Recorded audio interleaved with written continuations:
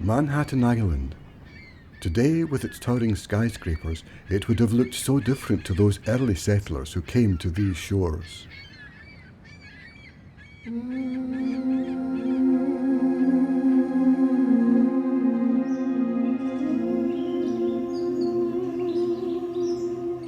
This story is about a missionary called David Brainerd, who would spread the liberty of the gospel to the native inhabitants of these shores. He would die early, but in a short space of time he would leave a legacy for mission and be an inspiration to generations of Christians.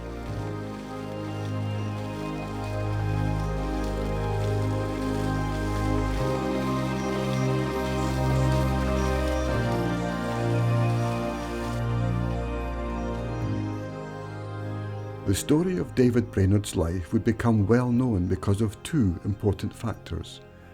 Brainerd kept a diary of his life, and Jonathan Edwards, a key figure during the First Great Awakening, looked after David Brainerd during his final days of suffering from tuberculosis. Edwards, noting the significance of what Brainerd had done in his short years, published Brainerd's diary, which became well read and an encouragement to believers everywhere. During the early 1700s, the frontiers were still being forged. There were 13 established colonies still under British rule. For the Native American Indians, it was an uncertain time as they faced the influx of settlers. Settlers want land, and there's a lot of problems over the land transactions because Native people knew nothing about fee simple, about individual ownership of land. Land was given to a tribe by the Creator, and the tribal people used that land. And when certain members weren't using one part of it, another member could use it, but nobody owned the land. So what happens is when, for example, inland people would often come to the coast to do fishing. Of course, there were people living on the coast, so what they had to do was they would pay tribute. The coastal people would allow them to stay there for a couple of weeks and fish. And so the original land transactions here, this is probably what Native people thought they were doing. So you have a lot of problems there. And of course, one of the major problems is disease.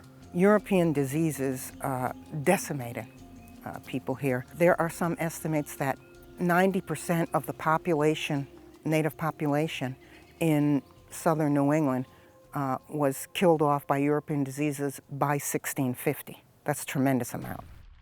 By the 17 teens, New England is actually emerging out of a time of prolonged warfare. Not only do you have King Phillips War in 1675, 1676, you also have a series of imperial wars with France and her Indian allies, King William's War, Queen Anne's War. And so by the time you hit the 17 teens, actually things are beginning to stabilize. There is a resumption of immigration, and also you have the emergence of a really robust Atlantic world trade that is going on too. And so Connecticut, Rhode Island, Massachusetts are continually being integrated into this wider world of trade. David Brainerd was born in the colony of Connecticut in 1718 in a town called Haddam on the Connecticut River. He was the sixth of 9 children born to Hezekiah and Dorothy Brainerd. The best knowledge we have of Brainerd's family background suggests that his grandfather came to the colonies at the age of about 12 as an indentured servant. And then when he reached the age of 21, he was part of a group of men who settled the new town of Haddam.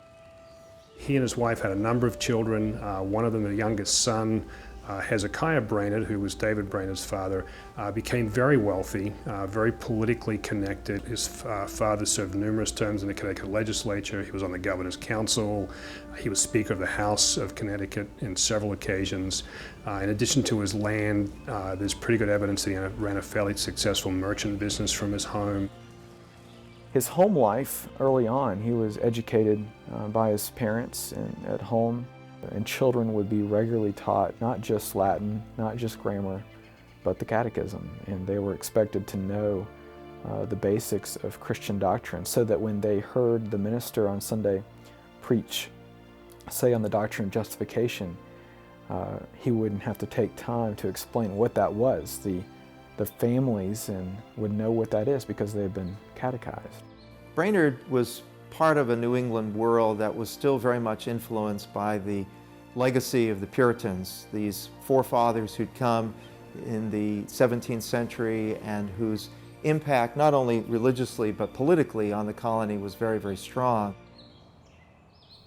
David's parents died early on in his life, first his father, then his mother. He went to live with his sister Jerusha, who married a farmer from East Haddam. When David reached 19, he tried farming, as he had inherited a farm from his father in nearby Durham. This didn't last long. In 1739, he goes through a conversion process, and in that same year, he enrolls at Yale. As Brainerd made his way to Yale, it's perhaps helpful just to try to describe Yale at that particular time. It had been founded in the early 1700s as an alternative, you might say, to Harvard College. Harvard was perceived by some New Englanders as having become too theologically liberal. We think of those early colonial colleges especially geared towards the training of ministers, and Yale was certainly that. And yet I think Brainerd went not quite sure what his path was going to be in the future. When David Brainerd got to Yale in September 1739, he was treated like many of his other fellow classmates as incoming freshmen. And there's hazing and other things that were involved. The average age of an incoming student at Yale would have been 15, 16. He was considerably older than the average freshman. And so I can sort of imagine Brainerd having to say to a 16-year-old, can I shine your shoes, or, can I walk up the stairwell? And I think that would have grated a lot with him. He did get sick his first year. He went back in what would have been his sophomore year, got sick again. He this time refers to it as a mild upset, but he also reports that he was spitting blood. He came back to college and with another man named David Youngs, who would eventually also become a revivalist. They, as Brainerd said, we got together determined to do something about the spiritual condition of the college. And there was no real plan because about a month after they started meeting for this purpose, the Great Revival, the Great Awakening hit Yale. One of the most important religious developments within the first half of the 18th century in colonial America was what has come to be called the Great Awakening or the First Great Awakening. It really refers to a series or wave of revivals that began as early as the 1720s, first in individual congregations in places like New Jersey, then in the 1730s in Massachusetts, and then from the late 30s into the 40s up and down the eastern seaboard, but especially in New England. Edwards is serving as a minister in Northampton in Massachusetts in the 1730s. He inherits this church from his grandfather, Solomon Stoddard. And in 1734 and 1735, after a period of extraordinary dullness, as Edwards would describe it, there is a series of events that leads to a more widespread revival of religion. And so this revival breaks out in Northampton. And in Jonathan Edwards' own description of it, it transforms the entire town. What's fascinating is that this then becomes a model for other towns and other ministers around New England, but also in parts of the British Isles as well. This is partly because Edwards publishes a report of the awakening in Northampton in 1737 as a faithful narrative of the surprising works of God. This book sold and was read in the colonies, but it was very influential with a couple of guys in England named John Wesley and George Whitefield, who saw this as the beginning of God's awakening his people. Whitefield began preaching outdoors in England, became an instant hit. As some historians have quite rightly argued, one of the first great celebrities. I mean, the reception for Whitefield when he turned up in the colonies was like what rock stars or sporting heroes get today. I mean, the newspapers reported, he's here, now he's on the ship, we believe he's on the way, he's arrived in Philadelphia, he's on his way to Boston. It was just very exciting for people. And Whitefield preached to hundreds, if not thousands of people in outdoor settings. When he preached in Philadelphia, Benjamin Franklin was in the audience, and he estimated that perhaps 20,000 people were there to hear Whitefield preach. So these are large crowds. And it becomes known as great largely because of its geographical spread and the impact that it'll have on the spiritual tone of the colonies. But it'll also have ripple effects politically, socially, economically across colonial America for decades to come. As the First Great Awakening was spreading across New England, it came to New Haven and it came to Yale College, causing great upheaval. Thomas Clapp, who was the rector of Yale, had welcomed Whitefield. He wanted to see renewal of religion, but he had reservations, and the more Whitefield preached, the more reservations Clapp had. And when Whitefield came back the second time, he wouldn't let him preach on the campus. And by this point in time, the zealots on the campus, which included Brainerd, Youngs, another guy named Samuel Hopkins, and several others, had decided that Clapp was standing in the way of what God was doing. And the students themselves were looking at the faculty members and thinking, our own faculty are very cold and dry, and they were even wondering if many of them were converted. And so you could see this great divide taking place. And so Yale becomes a hotbed. Gilbert Tennant comes here, Ebenezer Pemberton preaches there, and these guys are real sort of firebrands at the time. Most of them calm down 2 or 3 years later, but at the time they're really pushing the envelope. So Brainerd is involved in this, and of course the problem with understanding what happens with Brainerd is that the whole story of his expulsion is destroyed from his diaries. And so the story of Brainerd's expulsion is Edward's story of Brainerd's expulsion, which is at one point after a chapel service, in a private conversation with 2 other students, Brainerd referred to one of the tutors at Yale, a guy named Chauncey Wittersley, and said he has no more grace in this chair, thus implying that Wittersley was not truly converted. Someone overheard this. They reported it to the rector because they'd passed a rule saying you couldn't criticize the college faculty. The rector hauled Brainerd up before him, demanded that he apologize in front of the whole college. Brainerd said, I won't do that because it was a private sin and should require a private confession. And when he refused to do a public confession, he was expelled. We know from a later statement of Brainerd's that he'd attended illegal meetings on more than one occasion, despite the college rules saying he shouldn't have. There are other documents out there, diaries of other students, notations and letters. Brainerd was a troublemaker. So I think really what had happened was that Brainerd had been neck deep in the revivals. He'd been very critical of the administration. He'd broken a lot of rules. And Clapp had finally caught him with a witness. I think this is what happened, that he probably suspected Brainerd was a troublemaker but didn't have any evidence, and now he had. As Brainerd began to consider his options following his expulsion from Yale, he encountered the divisions produced by the Great Awakening, both in New England and the Middle Colonies. In New England, folks divided into new lights and old lights, pro and anti-revival factions. In the Middle Colonies, particularly among Presbyterians, similarly, they became known as the new sides and the old sides.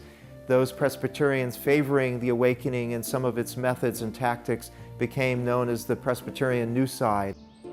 By the spring of 1742, Brainerd had left New Haven and he was living in a small town called Ripton in Connecticut, studying under the local minister. During this time, he was able to meet a number of ministers in this new light movement. These were ministers Bellamy and Jonathan Dickinson, famous Presbyterian minister who would have an enormous impact on David Brainerd.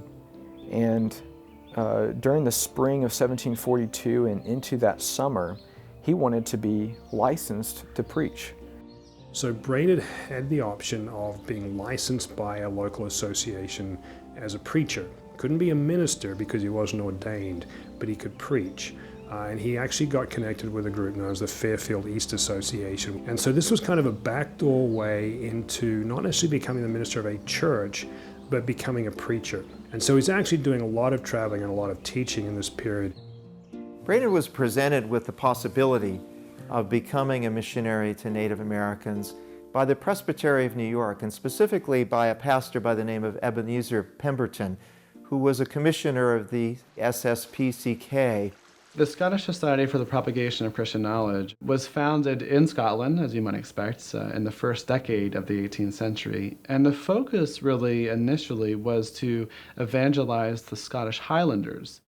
But what's intriguing is by the 1730s, you have people in Scotland who are aware of the missionary activity among Native Americans and who begin to see another mission field that is parallel to the Scottish Highlanders. This was a pretty big move because he was probably the fifth or sixth man in the New England colonies to ever contemplate becoming a full-time minister to Indians. So it was a pretty new process at this point in time. They originally had wanted him to go to Pennsylvania. It was the winter, and there was a little bit of unrest on the Pennsylvania borderlands, and so they actually had him be an assistant minister in East Hampton on Long Island for 6 weeks. And so he spent 6 weeks out there.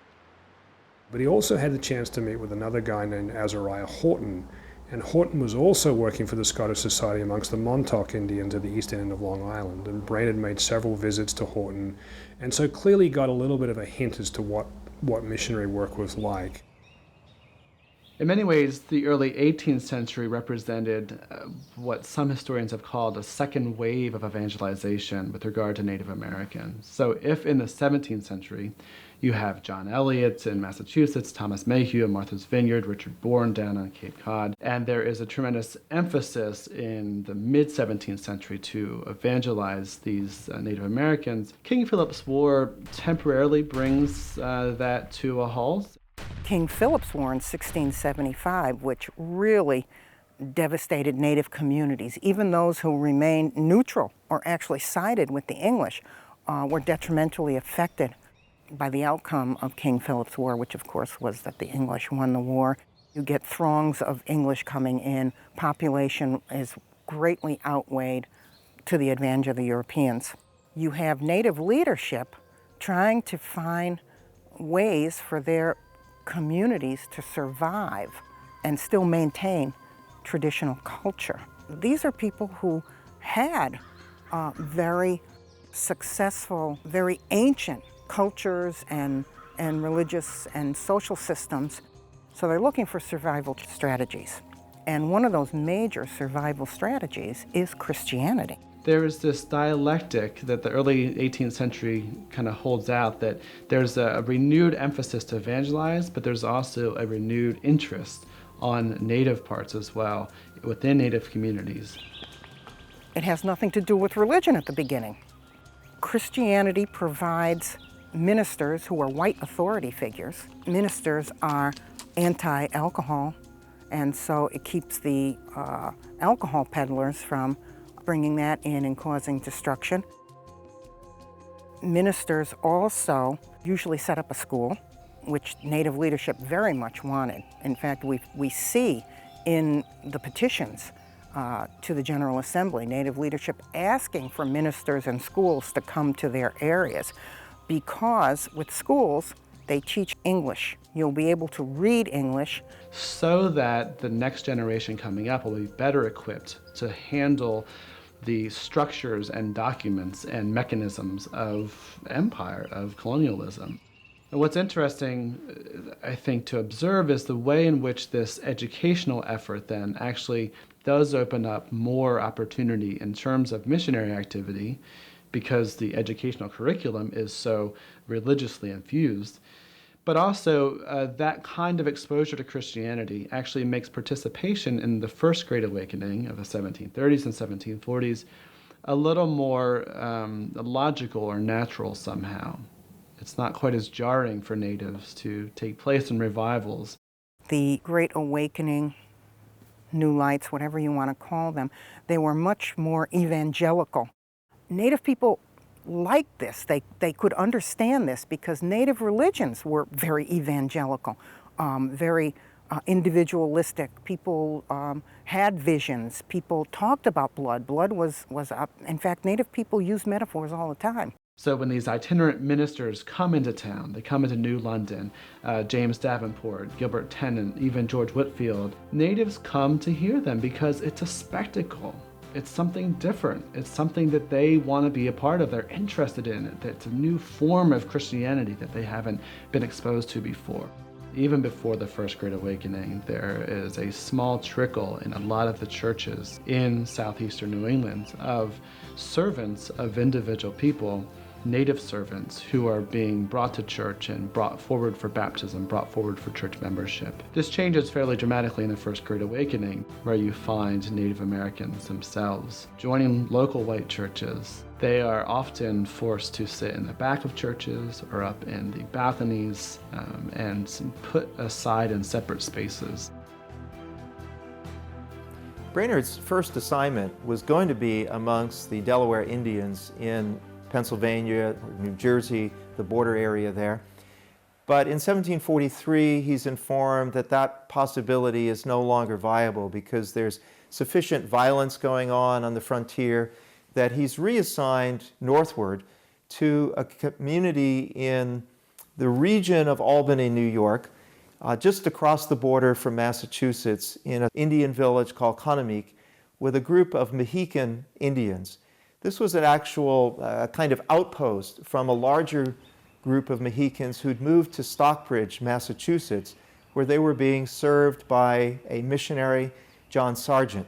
And it will be Sargent who requests an aid and assistant for this group of Indians living about 20 miles from Stockbridge. Sargent, he'd been a tutor at Yale College, very successful. He's actually ordained as the minister at Stockbridge with a responsibility to Native Americans in a ceremony that both the Stockbridge Indians, who were Mohicans, and the colonial government jointly appoint him to that position. So there's a great deal of confidence in Sargent. He seems to do very well. And so Brainerd arrived there in 1743 and spent about a year there ministering to the Native Americans in that region. He's clearly shocked when he gets there. This was a man who'd grown up in commercial towns and Yale, and this is really isolated. Friday, April the 1st, 1743. I rode to Conamique, near 20 miles from Stockbridge, where the Indians live with whom I am concerned, and there lodged on a little heap of straw.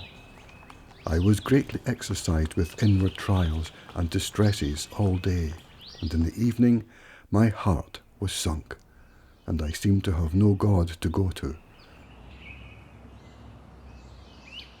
Lord's Day, April the 10th, preached to the Indians both forenoon and afternoon. They behaved soberly in general. 2 or 3 in particular appeared under some religious concern, with whom I discoursed privately, and one told me her heart had cried ever since she heard me preach first. A number of days later he struggles with depression. Wednesday, April the 13th, my heart was overwhelmed within me. I verily thought I was the meanest, vilest, most helpless, guilty, ignorant, benighted creature living. And yet I knew what God had done for my soul. At the same time, though, sometimes I was assaulted with damping doubts and fears, whether it was possible for such a wretch as I to be in a state of grace. He often wrote about being lonely in his journal. He would often relate his serious depression in his journal as well. And you couple that with his struggle with tuberculosis, and it made many days among the American Indians difficult at Conamique.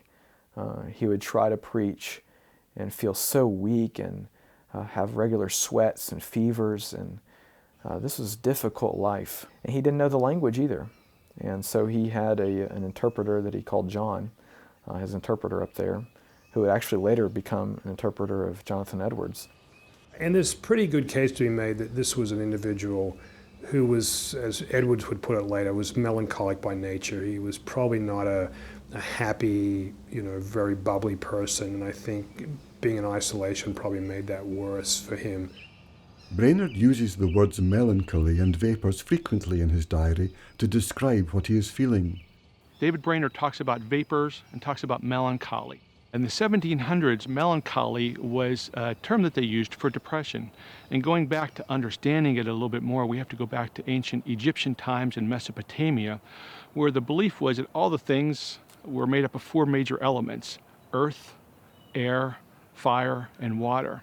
And then Hippocrates, around 400 BC, used that kind of mentality to put together an understanding of the human body, saying the human body is made up of 4 main substances. They were called humors. So Humerology or humorism came about, and that was sort of the understanding of medicine, that these 4, black bile, yellow bile, phlegm, and blood, needed to be in some kind of balance for our physical health and psychological health. And so if there's excessive black bile, that was called melancholy in males, but it was called vapors in females, with the idea that actual vapors were coming inside the body from that excessive black bile from their uterus up and sort of clouding their psychological abilities and the workings of the mind. I think as Brainerd initially talked about his struggles as melancholy, meaning that male version, which is more sort of sedentary, low-key, remorseful, pessimistic, doom and gloom. As his physical problems continued to escalate, there became a more physical expression of his maladies, as well as maybe a lesser tolerance for his struggles, so he might have become more flamboyant with his emotional expressions. So he started to refer to himself as having the vapors, which was more that female version of depression. I think it was because of the physical maladies he had and just the toll it was taking on him, gave him a more flamboyant expression of his physical struggle and his emotional struggle. What was the cause of this struggle? I mean, we still are having trouble sort of conceptualizing that even today, but taking a look back, I think part of it was, as you read his diary, he was just a very sensitive, deep thinker. And I think there's people that are born genetically predisposed that their personality is a much more sensitive personality. So the ills of the world, both the ills that they experience as well as the people around them experience, really take a toll on them. And trying to find out, well, what's fair? What's worthy? Why do these things happen to people? Why is my friend sad? Why did my mother die when I was 14 and my father when I was 9? So some of the experiences that he had growing up certainly had a marked influence on him. Now at that time in the 1700s, they didn't look at psychological issues as sort of the composite of all the experiences and how we interpret those experiences as we do now. We looked at it as, well, I did something and now I'm getting a consequence. That's why I have this adversity, or that's why I have this depression or anger or maladaptation to that particular situation. He lives with a Dutch family, as he describes them. They don't speak English, he doesn't speak Dutch. But he also attempted to make a success. After a number of months, he actually built what he called a hut near the Native American settlement. He moved out of the Dutch family's home and built this small hut for himself, much closer to the Native Americans, living fairly close to their settlement. While he's building the hut, he notes that he's actually living in one of their whether it was a tent or whether it was one of their huts, we're not sure.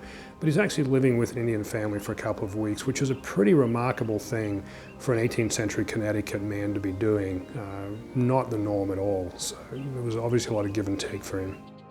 He is very much affected by the limited economic circumstances of the Indians there, and over time he begins to become convinced that he himself should give up more and more of his own material possessions. So one of the interesting features I think we need to recognize in Brainerd's own experience in Conamique, as well as in years to come, will be the ways in which his missionary experience and those who are working with him, in essence, are shaping him. He's not only there trying to change them in certain ways, but he himself is being changed by the Indians with whom he is in contact. The village is getting fairly small. There are rumors of a new war with the French that actually broken out in parts of Europe. And so Brainerd says, look, I think you guys should relocate down to Stockbridge, work with John Sargent. He's got a much bigger mission there, and that's basically what they do. And so he ends his ministry at Conamique, and the society is ready for him to move to Pennsylvania at this point in time. In between the time that Brainerd left Conamique and when he went to Pennsylvania, there was an attempt to reconcile with Thomas Clapp at Yale. And Edwards mentions this briefly. We know that Aaron Burr was part of it. Jonathan Dickinson they'd all been working on Brainerd's behalf. And the traditional story is that the problem couldn't be solved, and yet that's actually contradictory within the diaries themselves, because Brainerd clearly wanted to have a degree. This was the big thing. He needed that degree to make his future stronger. And on the meeting with Clapp, that was actually offered to him. Clapp said, yes, you can come back to Yale, yes, you can have your degree, but you have to come back for a year. I think he didn't want to go back to Yale. I think he wanted the degree based on the work he'd done. He had done a lot of work since he'd left. He just didn't want to be a student again. By this point, he was 24, 25. Most of the students would have been 17 or 18. Yale probably didn't have happy memories for him. I don't think he just didn't want to go back there. So the reconciliation, you could say, was probably effective, but it didn't have any consequences for him in the end, so he never actually graduated from Yale. So he heads to a place called the Forks of the Delaware, a location in eastern Pennsylvania where Delaware Indians remained. When he gets there in 1744, he's pretty immediately disappointed to find that there are very few remaining Indians actually resident there. They are the last remnants of the Delaware and Munsee Indians who had lived there, but in the intervening years and intervening year, many of them had moved on further west into the Susquehanna Valley. The forks of the Delaware, of course, is where the Lehigh River meets the Delaware River. This is all major Lenni Lenape sacred homelands. Lenni Lenape means the people, the real people. That's their real name. That is their name for themselves. The English called them Delaware. So he got to the forks of the Delaware, scattered settlements. There's no really concentrated group of Native Americans, and so his ministry would be traveling around the different villages. Shortly after he arrived there, he was now fairly well connected with one of the Presbyterian factions in New Jersey and New York, people like Jonathan Dickinson, Ebenezer Pemberton again, who had this long association with. Basically what this group did in New Jersey and New York was simply ordain him as a minister, even without the degree, and they had the authority to do this because there is no political involvement with the church in those colonies, so it was really up to the churches to run their own affairs. He builds a hut close to one of the Native American settlements, but because of the scattered nature of the Indian settlements, he does have to ride a lot to visit them on a regular basis. The one significant thing that happened during his time at the Forks of the Delaware was the conversion of his interpreter, Moses Tatamy. Tatamy had long had contact with colonial people. He'd negotiated land sales with the governor. He'd actually had land taken from him under false auspices at one point. He also had been exposed to Christianity. We're not exactly sure how. He'd had interactions with the Moravians, but it's not entirely clear that this happened prior to Brainerd or after Brainerd. But the important thing was he had, to some extent, a spiritual vocabulary. And so, since he was interpreting, he didn't just have to interpret word for word, he could do concepts. And of course, this is something that if you're not used to dealing in different languages escapes you. Tatamy ends up, at a time when Brainerd is away from the Forks of Delaware on a visit back to New York, Tatamy later tells him he'd gone through this period of spiritual anguish, sort of a visual pilgrimage, and finally had gone through a conversion experience. And Brainerd, reticently at first, but gradually becomes convinced that in fact, yes, Tatamy has gone through a significant conversion experience. And this all happens during the year that Brainerd spends at the Forks of the Delaware. Now, Brainerd became quite interested in wanting to extend his ministry to larger numbers of Indians living further into the interior of Pennsylvania. And so he made the decision to take more than one trip into the Susquehanna River Valley, where he visited towns, Indian towns by the names of Shamokin and Juniata and others, where he encountered not only much larger groups of Indians, but Indians who were very much living in places that were much more under the control of Indians rather than under the control of English colonists. He is going to encounter lots of Indian ceremonies, festivals, dances that are going to be radically different from anything he's seen before. And so later in October of 1744, he takes his first trip west to the Susquehanna River region. On this trip, he took a couple of people with him, his interpreter at that time, a guy named Moses Tatamy, with him and one other minister. And on this trip, his horse fell and broke its leg, and he had to kill his horse, put it out of misery, and had to continue the rest of the way on foot. Very difficult journey. There were no roads or anything. He would be traveling over these small Indian trails that were basically one-file trails through heavily wooded, heavily mountainous areas.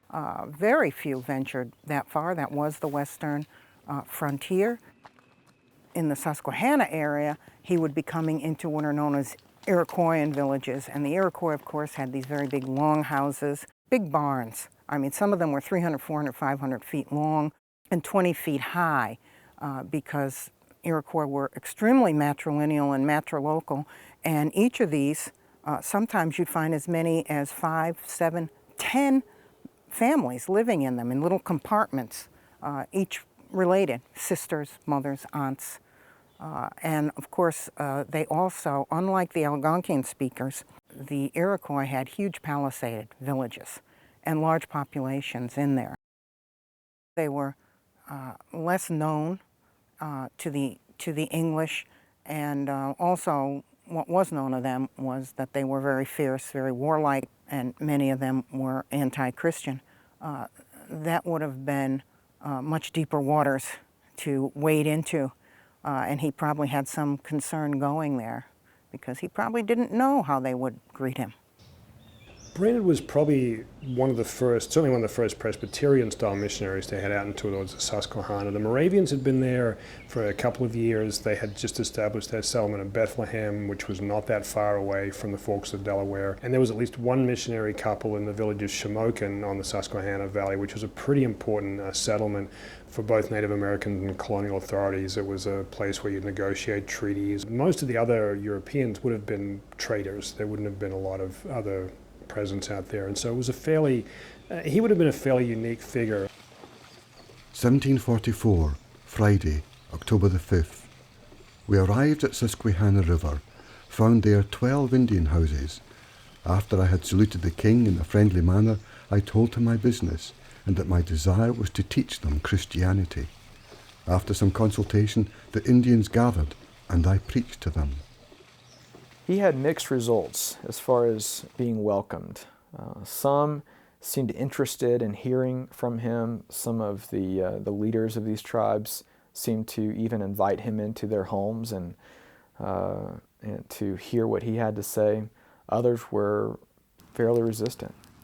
After returning to the forks of the Delaware, he continues to struggle with depression.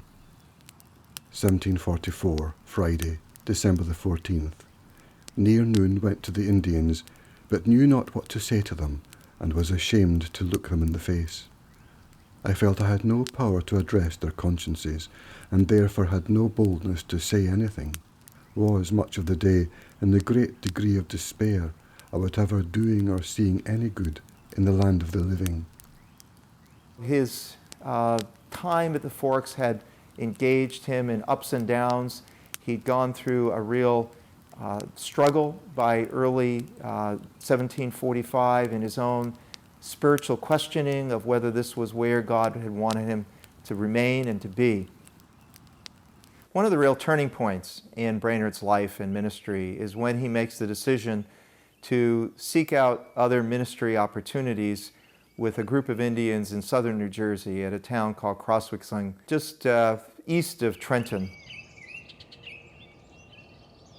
He finds this Indian village. It was sort of surrounded by colonial settlement, but clearly a Delaware village. And he talks about preaching and said, well, there was only a few women who heard me preach. His diary doesn't seem to suggest he's particularly excited, but he makes the comment in his diary that they went off and told other people that I was preaching. Now, what's really important about this is that within the Delaware culture, the religious leaders are men. But the women are considered to be the keepers of religious knowledge and religious value. And so when these women hear him preach and go off to the rest of their people and say, you need to come and hear this religious person preach, that's a very important cultural statement. Just the fact that the women accepted him, even if the men accepted him, at the same rate as the women, but the women, because the tribes are matrilineal, the social networking would travel through these matrilineages, and women would get it out to their kin and kith that they liked what this guy was saying and come and listen. And if they liked it, then they would stay because they're searching for something positive because so much bad things are happening to Native peoples at this time. Brainerd never understands this. And then within a week or so of him preaching, it's, they're looking for food, and he's worried that they're all going to go off hunting, he's going to lose his audience, and they kill a number of deer close by, which means they can feed themselves for several weeks and there's no need to go hunting. And so he keeps his audience longer than he would have expected. Of course, Brainerd sees this as the hand of God. Probably Brainerd is preaching in the way he'd preached during the revival meetings, which would have been very animated, walking about. This also fit with Delaware culture, that spiritual values would be translated or presented in a very animated fashion. Again, he didn't know that he was doing this, I don't think, but he is. He's making some cultural connections, completely unaware of what he's doing. Revival begins to break out.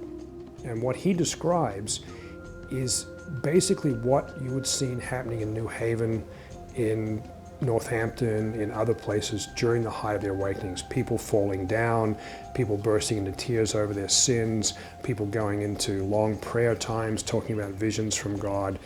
Tatamy is able to translate these concepts to the Delawares, so he's not just doing a word-for-word translation. Brainerd describes the revival in his diary, 1745, August 8th. In the afternoon I preached to the Indians. There was much visible concern among them while I was discoursing publicly. But afterwards, when I spoke to one and another more particularly, whom I perceived under much concern, the power of God seemed to descend upon the assembly like a rushing mighty wind, and with an astonishing energy bore down all before it. I stood amazed at the influence that seized the audience almost universally. It had an impact on their marriages, had impact on their debt. A lot of the American Indians were in debt through drinking, and all of that changed. They would not take revenge on past offenses. These were all kinds of effects that the gospel had among those that were converted. It was profound change. As the revival continues, more Indians come in. When these new Indians turn up, they build huts or put up tents, not in the middle of the village, but the converted Delawares are now going to them and preaching. So a lot of these new Indians are hearing the gospel not from Brainerd, but from other Indians. And he writes this frequently, that he would go to bed and they would continue to have prayer meetings, or they would be singing songs in their huts, or they would go out and visit the new arrivals and preach to them the gospel. And so I think what's really significant about this is a sort of self-replicating revival. This is not just Brainerd. He is now, in a sense, creating what Christians would see as disciples, people that are continuing his work. And he's effectively now functioning as a pastor to a Native American settlement. It becomes, there's obviously knowledge of it is spreading out, because he often writes about, quote unquote, the white people that walk all around causing trouble. And so you get the impression that this Native American revival is sort of a tourist attraction, that local whites are turning up to see what the heck is going on.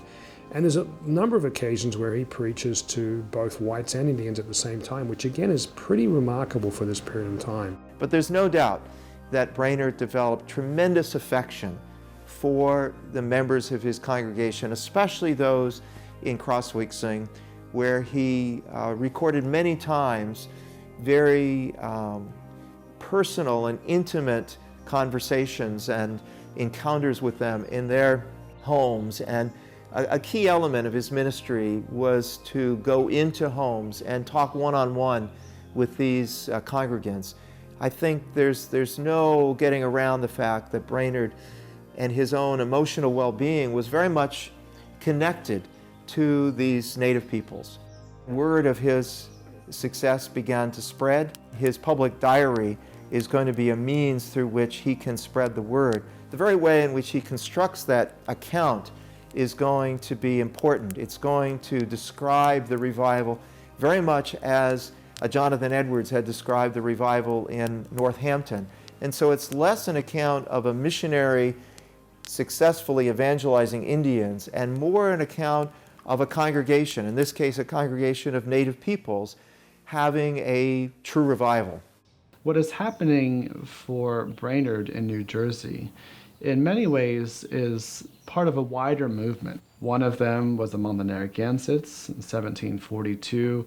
A large number, over 100 Narragansetts, also begin to affiliate with Christianity, and they join a church. They form a church, a native church, and eventually have a native minister there as well. On Long Island, the Montaukets and Shinnecocks also begin to form a local native indigenous church.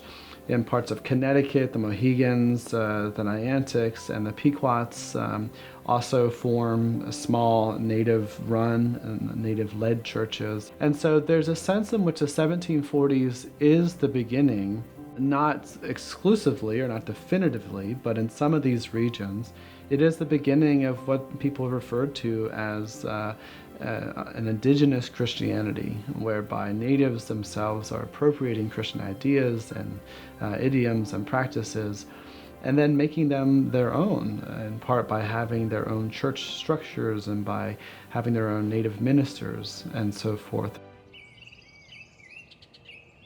Brainerd decides that since God is working, it would be a good time to go back out to the Susquehanna again. But he does something that I think, again, is really significant, because he takes a number of the Delaware converts with him. But there's also clearly changes going on in his life, because at one point in the journey, he separates from the Delawares. Don't really know why, that doesn't do anything terrible, but he stays with some settlers. And the settlers clearly weren't very religious. He spends a couple of nights with them on the road. And he meets up again with his Delaware converts, and he writes that it's so good to be back amongst my people again. And so what's happened by this point in time is that he feels increasingly uncomfortable around non-religious white people and more comfortable around religious Indians. Now, there's not a suggestion here. Brainerd never gets away from the superiority of European culture or what we'd probably see today as racism, but he's clearly making a bond with these people, that he's very comfortable with them in ways that he's not comfortable with not particularly religious white people. So anyway, he gets out to the Susquehanna to Shamokin again. It's not particularly successful. What's interesting is he has some of his Delaware converts speak to the people there. They're, in a sense, if we look at it in 20th century terms, he's the preacher, and the converts are sharing their testimony. So they're telling the story of their conversions. In the spring of 1746, he went on this exploratory mission to find a new home for the Christians of Crossweekson.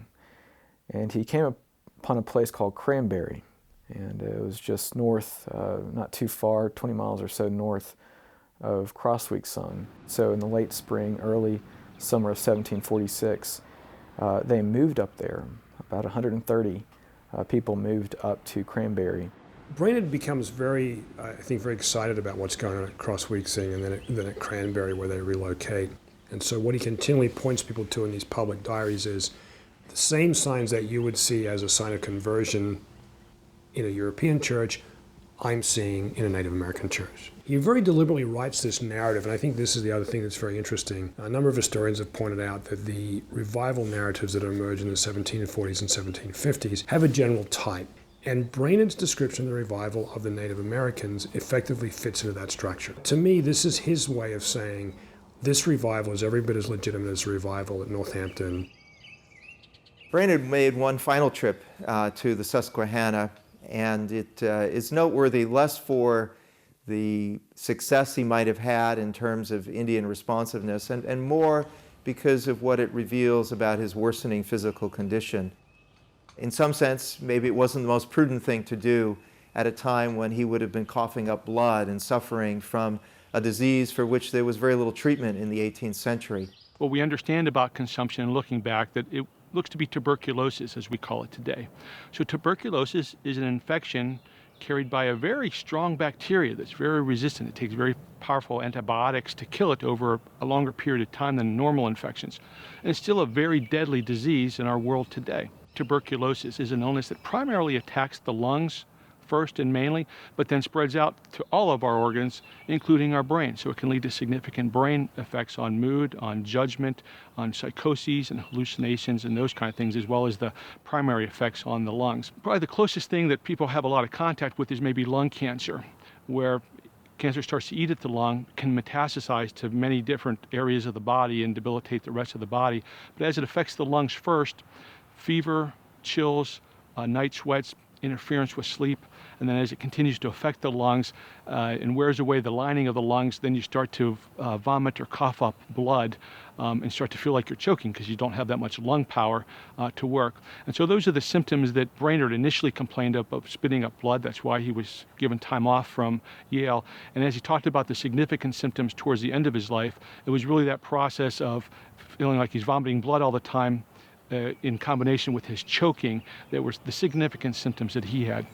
Finally gets home, there's some backwards and forwards, we don't have all the details with society representatives, and they decide that they're going to have his brother John come and pick up the work at Cranberry. John has been ordained. David now wants to go back to New England to visit people, he writes in his journal, but probably also to say goodbye, realizing that he may not have much time left to live. There's a farewell service, he cries, the Native Americans cry, he begins the journey back to New England. But he's so ill that he can't continue.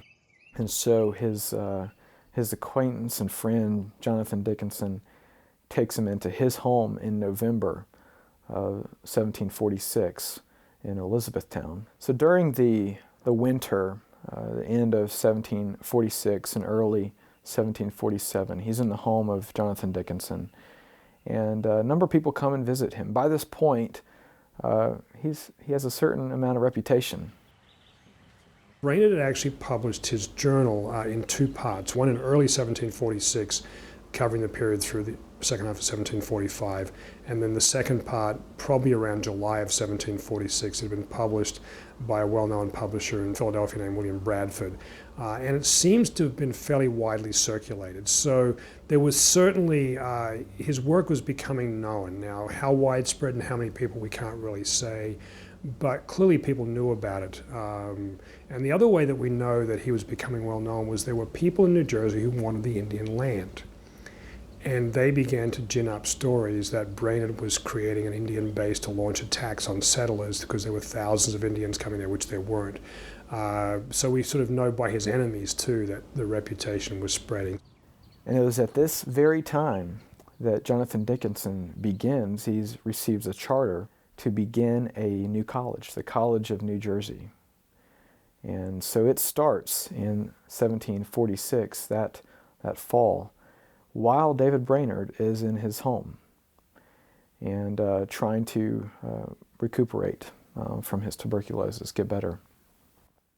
But it was also during this time that classes start to meet in that early spring, that springtime of 1747 in Jonathan Dickinson's home, while Brainerd is there. And that is the first class of what is now called Princeton University. While Brainerd was traveling back to New England, and his destination was probably Boston, he came to Northampton, Massachusetts, which would have been pretty close to the road on the way back to Boston or into Boston. Edwards, by this point in time, was very well known, had a very good reputation. Had already published some of his most important works. We know that Brainerd had read at least one of them. Edwards and Brainerd had some acquaintance. I don't think they were particularly close friends, but Edwards had preached at Yale when Brainerd was there. He had been at the Appeal to Clap. And the Edwards family also had a reputation for taking in travelers. In fact, when Brainerd arrived in Northampton, a friend of his, a man named Eleazar Wheelock, who would later become quite famous in the colonies, was actually there being cared for by the Edwards family. He was also sick. And so much of the care for Brainerd as he was trying to recuperate, though the prospects of any full recovery were dim at this point, was given over to Jonathan's daughter, Jerusha. The relationship that develops between David and Jerusha has been one of much interest through the centuries. In the 19th century, evangelicals developed the notion that these two had become romantically involved. There really is no evidence for that, though it makes for a good story. At most, it would appear as though Jerusha and David became friends, and she was, in fact, his caretaker. It was a very difficult season. Over the course of his writing, journaling life, I think there were something like 22 entries of Brainerd longing to die. And then in October of 1747, he finally dies. There's a funeral service that Edwards presides at, and he's actually then buried in the Northampton Cemetery. Jerusha sadly dies not long afterwards, and there's a suspicion that she may have contracted tuberculosis from nursing Brainerd. And Edwards does have her buried next to Brainerd in the cemetery, which has also sparked a great deal of speculation, but it was the family plot. When he died, he was 29 years old, young, and for such a young man to have lived so much. Through it all, I think what impressed Edwards was his devotion to God. He had a strong communion and fellowship with God that I think when Edwards read his journal and his diary, he said this would be very beneficial to the public. By the time that Brainerd died in Edwards' house in 1747, Edwards was beginning a dispute with some members of his church over the issues of membership. Going back into the 1600s, to be a member of a Puritan church, you had to provide a conversion narrative that was agreed on by the minister. Until you had become a member, you couldn't take communion. This had changed in the intervening years where people had to be living a good life, and they could take communion. Edwards wanted to take his church back to the old version. He wanted to impose membership rules, to bar people from communion. He wanted people to not just be living a decent life, but a truly converted life. And I believe that in Brainerd, he saw the exemplar of this, that Brainerd was an example of the life that was truly converted, someone who wasn't just a good person, but was living for God. And so I think he saw in Brainerd not just, oh, this is a good story, but this is the story of someone who's truly converted. This is what true conversion looks like. Maybe you're not working with Indians, but your life has radically changed. You're not just running your business and raising your family and coming to church on Sunday. And I think that this was the primary motivation for why Edwards wanted to publish the life, and also why he edited, he shortened it up, he took out a lot of the melancholy stuff. He removed some of the references to the more radical events of the Yale days because he didn't want people being too radical. It became very widely read. More copies of the life of Brainerd were published than all the theological works that Edwards published. And I think what happened in Northampton was people went, this is the kind of life we have to live to be a member? No, thank you very much. And probably accelerated the process that got him fired by his church in 1751 over this dispute over what membership was going to be. Those British evangelicals were also impacted by the fact that John Wesley put out an edition of the life of David Brainerd as well in the 1760s. And so in some respect, Brainerd's fame was connected to the fact that arguably the two most important and influential evangelicals of the 18th century on the two sides of the Atlantic, Jonathan Edwards and John Wesley, had both found in Brainerd's life story a compelling account of Christian service and missionary dedication that they wanted to make known. Edwards had presented Brainerd as how to live a good Christian life. The new versions present how to be a missionary.